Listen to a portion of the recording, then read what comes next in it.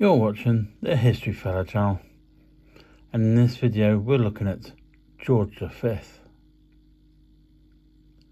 Prince George Frederick Ernest Albert, son of Prince and Princess of Wales, who would later become King Edward VII and Queen Alexandra, was born on the 3rd of June 1865 at Marlborough House and baptised on the 7th of July at Windsor Castle. As the second son of the heir apparent, Prince George was destined for a career in the Royal Navy, and in 1877 he and his elder brother Prince Albert Victor became cadets in January 1892. The prince's naval career was brought to an abrupt close by the sudden death of Prince Albert Victor, so putting him in direct line of succession. He was created Duke of York on the 24th of May 1892, and 1 year later, on the 3rd of May 1893, he became engaged to Princess Victoria May of Teck, who had become Prince Albert Victor's fiancée. The couple were married on the 6th of July 1893 at the Chapel Royal, St James's Palace, and spent their honeymoon at York Cottage at Sandringham, which was to be their residence for the next 33 years. In the course of their long and happy marriage, 6 children were born to them: Prince Edward, Prince Albert, Princess Mary, Prince Henry, Prince George, and Prince John. On the 23rd of January 1901, following the death of Queen Victoria, the Duke accompanied his father to the first Privy Council of the new reign at the Banqueting Hall, St James's Palace, and was the first to swear allegiance to the new king.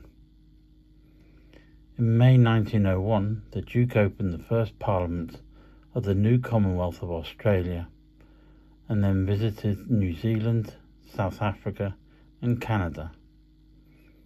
Upon his return to England, King Edward VII created him, on the 9th of November 1901, the Prince of Wales, and in April 1903 the heir apparent moved with his wife to Marlborough House, his new London home. He continued with his royal tours, visiting Berlin in 1902, Austria in 1904, and India and Burma in 1905. The Prince of Wales was proclaimed King George V following his father's death on the 6th of May 1910, and his coronation took place at Westminster Abbey on the 22nd of June 1911. George V's reign began amid the continuing constitutional crisis over the House of Lords, which refused to pass a Parliament bill limiting his powers, which would remove its powers to veto a bill from the Commons. After the Liberal government obtained the King's promise to create sufficient peers to overcome Conservative opposition in the Lords and run a second election in 1910, the Parliament bill was passed by the Lords in 1911, without a mass creation of peers. George visited India in 1911, the only monarch to do so as King and Emperor. He was accompanied by his wife, Queen Mary. In 1914, the First World War broke out. The King made over 450 visits to troops and over 300 visits to hospitals, visiting wounded servicemen.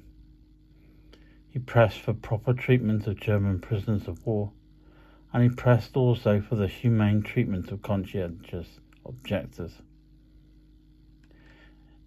In 1917, anti-German feeling led him to adopt the family name of Windsor, after the castle of the same name. Support for Home Rule for Ireland had grown in the late 19th century. This was resisted by the Unionists in the north and by the Conservative Party. The 1916 Easter Rising in Dublin and subsequent civil war was resultant in the settling up of the Irish Free State, later to become the Irish Republic in 1922.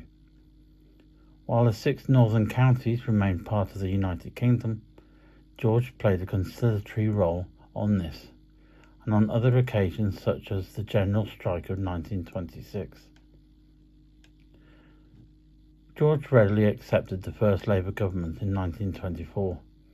Following the world slump of 1929, the King persuaded the Labour leader to head a national government composed of all parties, which won the election of 1931.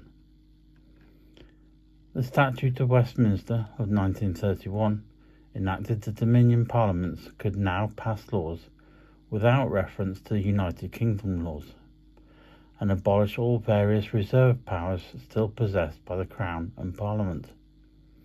This paradoxically increased the monarch's importance, since the Dominions, no longer subordinate to one supreme Parliament as Westminster, were now linked through common allegiance to the Crown.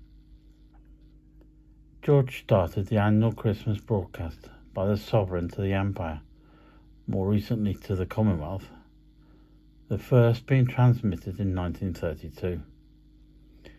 In 1935, the King celebrated his Silver Jubilee, an occasion of great public rejoice. He died on the 20th of January 1936, and his eldest son Edward succeeded to the throne as Edward VIII.